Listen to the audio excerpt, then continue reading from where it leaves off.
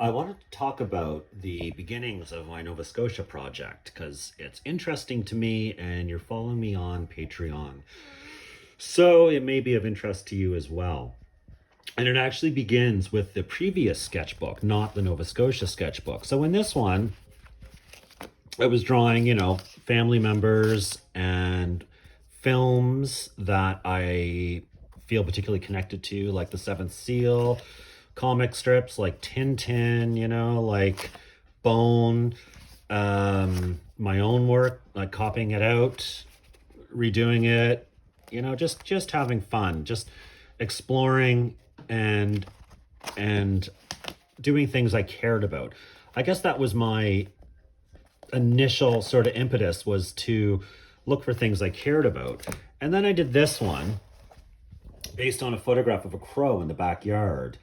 And this is essentially the start of the Nova Scotia sketchbook, because this really, I really found it incredibly compelling to draw something that I saw every day. And this is in my backyard. This is where my children play. This is where the crows walk, the partridges or whatever, you know, the raccoons steal my garbage here. It's a lively, interesting place to me.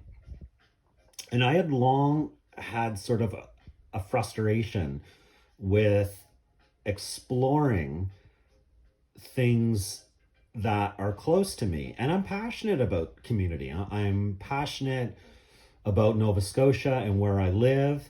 And I always felt sort of like it wasn't interesting enough to explore. And I think that's mainly the result of not having the right approach or the right tone. I'm not a super serious person. I'm I joke a lot. My drawings are filled with jokes, and then there's also darkness. So how do you balance that with something you're already really familiar with? And also, I have like sort of a complicated past with Nova Scotia. I've had mental health issues, and I grew up with a bipolar mother. My father died when I was young. I had no brothers or sisters, and I lived in the house my father built. And I felt constrained. I felt very distant from the rest of the world, obviously. And I'm sure a lot of people do, and I don't want to make it sound like I had this horrible upbringing. There was a lot of love, and I'm an extraordinarily privileged person in many, many ways. But there are dark memories associated with Nova Scotia, which I didn't want to avoid, but I didn't want it to be maudlin either.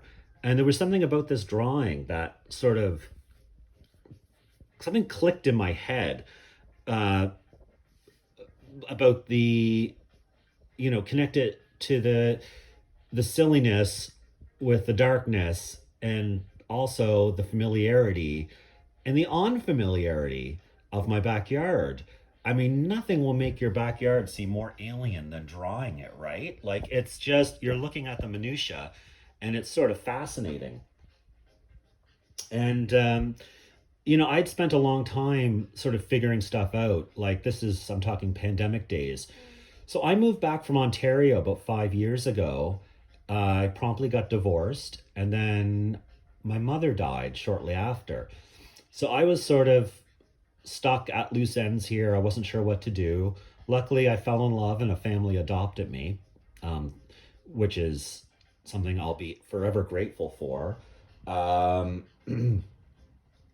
but I long felt stuck in the East, and sometimes I still do. I want to be in Toronto or Montreal or New York sometimes. Like, I, I'm very aware of the conservatism and the limitations here. You can't just go out and buy some things like you can in Toronto. It's just obvious. And the population is limited. It's a different life, than what I got very used to. But this drawing kind of let me tap into something almost from my childhood.